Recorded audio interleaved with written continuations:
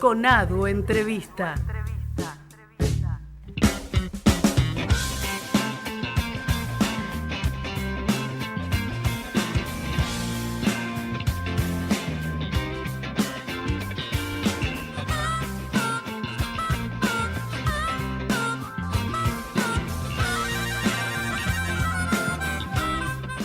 Estamos en comunicación telefónica con Eduardo Rinesi. ¿Cómo estás, Eduardo? ¿Qué tal? ¿Cómo les va? Bien, muy bien. Bueno, gracias por atendernos. Al contrario, gracias por llamar. Bueno, Eduardo es politólogo, máster en Ciencias Sociales y doctor en Filosofía por la Universidad de San Pablo. También es ex rector de la Universidad Nacional de General Sarmiento, donde actualmente es consejero superior y dirige la carrera de especialización en Filosofía Política y también la revista Noticias de esa universidad. ¿Es así? Así es, efectivamente. Bueno, esto para que la gente sepa con quién estamos hablando, ¿no? Bueno, para empezar, Eduardo, queremos charlar contigo, queremos abrir un hilo, como se dice ahora en las redes sociales, una reflexión sobre los 70 años del establecimiento de la gratitud y de la gratuidad, en realidad, universitaria, desde la firma del decreto que hizo el presidente Perón en 1949. Bueno, ¿qué decirte? Es por supuesto un hecho fundamental en la historia de la democratización del sistema educativo y específicamente de la educación superior en la Argentina. Solemos tener muy presente, y el año pasado hubo ocasión de recordarlo reiteradamente, el fenómeno fundamental, el acontecimiento fundamental que fue la reforma universitaria argentina de 1918. Este año conmemoramos, por otro lado, los 50 años de ese otro acontecimiento fundamental que ocurrió también en la misma ciudad de Córdoba y que un poco como eco o como corolario o como repetición del 18 supuso un momento muy interesante de luchas coaligadas de obreros y estudiantes en un acontecimiento muy importante de la historia de las luchas contra el autoritarismo político en la Argentina, que fue el Cordobazo. Pero se suele tener menos en cuenta este hecho fundamental que a mitad de camino entre el 18 y el 69 representa el establecimiento de la gratuidad de los estudios superiores gracias al decreto de Perón del 49, ¿no?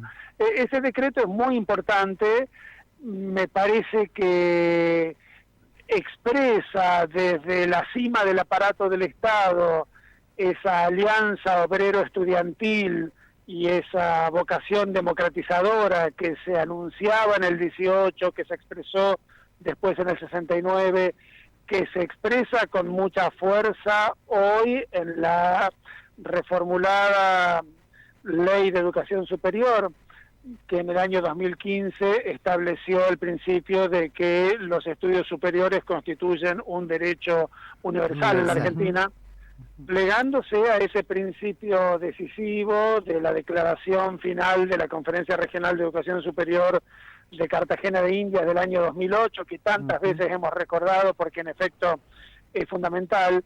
Me parece que solo podemos pensar a la universidad, a la educación superior en general, como un derecho y, como dice la declaración de la CRES, como un bien público y social si la suponemos gratuita.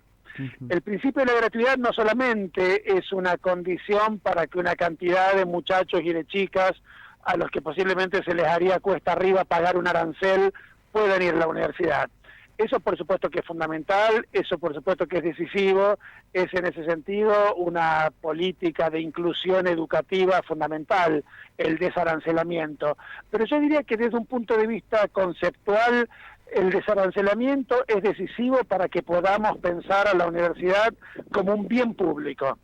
Por los bienes públicos no se paga, se paga por los servicios, se paga por las mercancías, no se paga por los bienes que son parte de la cosa pública, que son parte de la red pública, Y a mí me parece que el decreto del 49 de Perón, estableciendo la gratuidad de los estudios superiores, lo que dice es eso: el desarancelamiento de la universidad es el costo que como comunidad decide pagar un país para poder decir que la educación en todos sus niveles es un bien público por el que no se cobra, y por eso un derecho individual de los ciudadanos y colectivo del pueblo, claro. ¿no? Me parece que la gratuidad es un capítulo fundamental en el camino que va, lo digo rápido, del 18 del siglo pasado al 2008 de este siglo, es decir, de la reforma universitaria a la declaración de la CRES y a la posterior reforma de la LES en la Argentina, exactamente porque establece ese principio, hoy nuevamente ratificado por la Ley de Educación Superior, de que no se puede cobrar por impartir estudios superiores. ¿Qué tal, Eduardo? Pablo te saluda. La verdad, Pablo. Bien, muy interesante lo que planteas, ¿no?, de la educación como un bien público.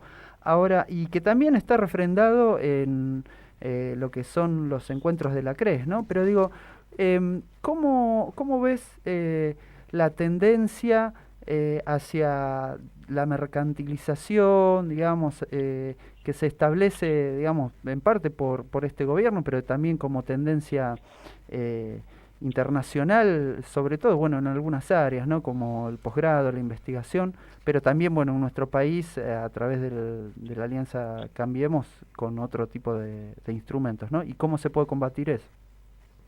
A ver, el gobierno de Cambiemos, que por suerte se termina, sí. Eso es una gran noticia, es una gran noticia para la democracia argentina, es una gran noticia para nuestra posibilidad de seguir pensando algunas cosas que empezábamos a dejar de pensar como bienes públicos y como derechos individuales y colectivos, con ese carácter que tienen. En ese sentido es una gran noticia que este capítulo felizmente breve de la historia política argentina se termine. El gobierno de Cambiemos, en efecto, se levantó, digamos, contra esta gran novedad que representaba en los años anteriores la posibilidad de pensar a la educación superior como un derecho. La derecha en nuestro país, y la derecha en general, la derecha en América Latina, la derecha en el mundo, no piensa en términos de derechos, es decir, piensa en efecto en términos de bienes mercantilizables, de bienes que se pueden comprar y vender en el mercado. No les hace ningún sentido la idea de que la educación superior es un derecho, de que la salud es un derecho, de que la vivienda digna es un derecho, de que la vida es un derecho. No les hace ningún sentido de verdad, quiero decir, no es un eslogan esto. Si la gente se muere porque no puede comprar remedios, la derecha dice, y bueno, lo lamentamos muchísimo, pero no se puede comprar remedios. Entonces me parece que frases como las que hemos tenido que escuchar estos últimos años, la del presidente Macri cuando estaba haciendo campaña para ser presidente y que decía, ¿qué es esta locura de haber puesto universidades por todos lados? La de la gobernadora Vidal, que dice, ¿qué es este disparate de haber sembrado universidades por todos lados cuando todos sabemos que los pobres en este país no llegan a la universidad? Esa frase es inaceptable, no tanto porque sea falsa, es falsa, pero no es eso lo que la vuelve inaceptable. Lo que la vuelve inaceptable es que la dijo es la gobernadora de una provincia, de un país, de Argentina, donde hay una ley que dice que la educación superior es un derecho universal. Entonces no ha lugar a que una trabajadora, gobernadora nos hable como si fuera una socióloga empirista que nos cuenta cómo son las cosas. Lo que tiene que hacer es trabajar de gobernadora y hacer política para que las leyes de la nación a la que pertenece la provincia que gobierna se cumplan en su provincia. Como la derecha no le da mucha importancia a las leyes, las considera también parte del relato, de la narración, del cuento chino, de lo que nos hicieron creer. Nos hicieron creer que podíamos tener ventiladores, nos hicieron creer que podíamos tener televisores y nos hicieron creer que podíamos ir a la universidad. Entonces, el discurso de la derecha, el discurso de Cambiemos, es un discurso muy tremendo porque tiende a naturalizar un cierto estado de cosas que hace que, de hecho, la universidad sea, nadie puede negar que es la universidad un privilegio de algunos, nadie puede negar que la universidad de hecho no es un derecho de todo el mundo, ni en la Argentina ni en ninguna parte. Es exactamente porque de hecho la universidad no es un derecho que nosotros decimos que es un derecho. Es decir, cuando uno postula que algo es un derecho, está reconociendo que de hecho no lo es, pero al mismo tiempo está diciendo es un escándalo que no lo sea, y el Estado tiene que desarrollar políticas públicas activas para que en efecto lo sea. Estos tipos, en lugar de eso, lo que dicen es, no ven que de hecho los pobres no llegan, déjense de macanas con el relato de los derechos y dejen que el mercado sea el que asigne adecuadamente los recursos, ¿no? Bueno, si es una verdadera fortuna que esta pesadilla se termine, es porque me parece que se crean nuevamente las condiciones para que podamos pensar la política, la democracia, nuestro futuro colectivo en términos de esos derechos, que exactamente porque de hecho no son, porque de hecho no existen, tenemos que militar, tenemos que insistir y tenemos que hacer políticas públicas para que existan. A mí no me conmueve especialmente el argumento de que en el mundo entero las cosas tienden a mercantilizarse. La verdad es que la Argentina siempre ha sido muy anómala, siempre ha sido muy atípica en relación con el modo de funcionamiento de su sistema universitario. Es uno de los pocos países donde en efecto al mismo tiempo la universidad es gratuita, el ingreso es irrestricto, pero eso no es un motivo para suponer que estamos equivocados, es un motivo para estar orgullosos y seguir sosteniendo uno de los mejores sistemas educativos públicos del planeta.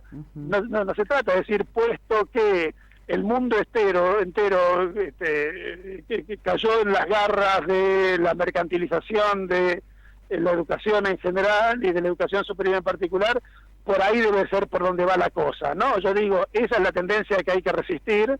Estos tipos durante 4 años se plegaron a esa tendencia de una manera escandalosa, de una manera vergonzosa, y hoy tenemos que revertir esos 4 años de retrocesos. Brillante, Eduardo.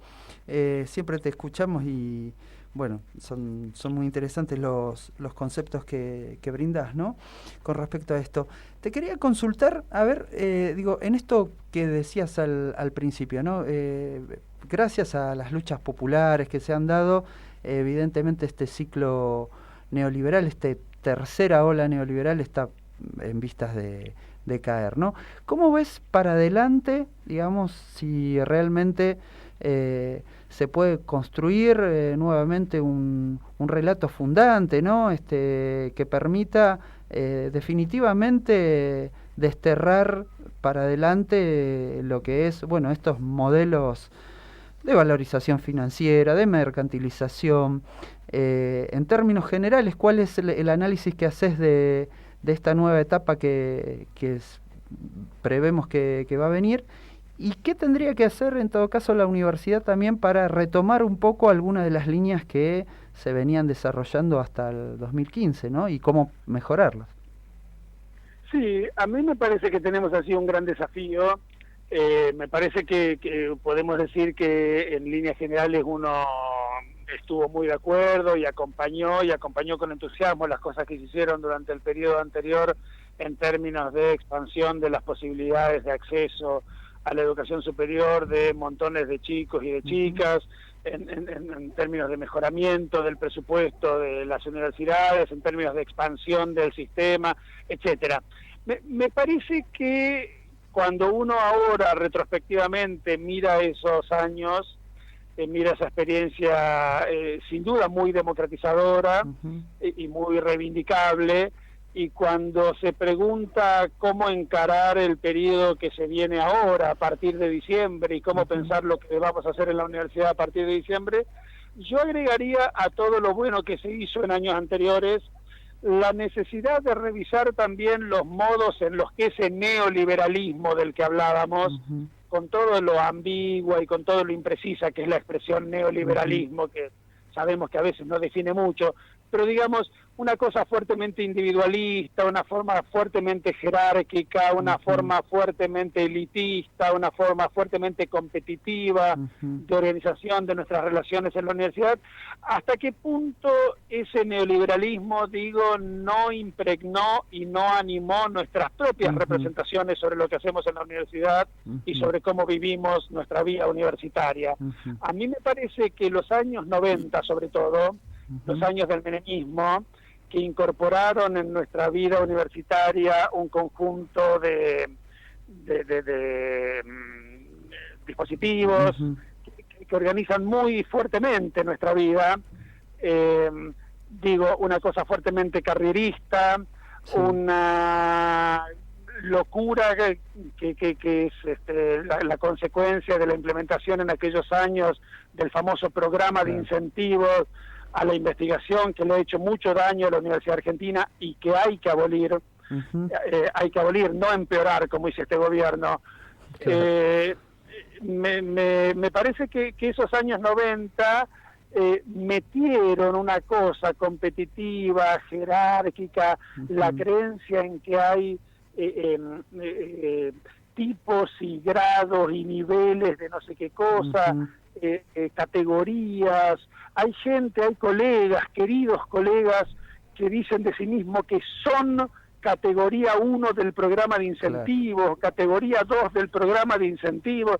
Usar el verbo ser para definir el ser de uno en la universidad en relación con un dispositivo burocrático ridículo, empobrecedor, tontificador, me parece un empobrecimiento muy grande. Entonces me parece que deberíamos revisar los modos en los que nosotros mismos, nuestras vidas, nuestras prácticas en la universidad, han hecho carne, o se han hecho carne en ellas, digamos, esos mecanismos que llamamos a veces neoliberales y que no fueron solamente una orientación de políticas públicas exteriores a la universidad, sino que organizan también nuestra propia vida y nuestras propias representaciones en la universidad.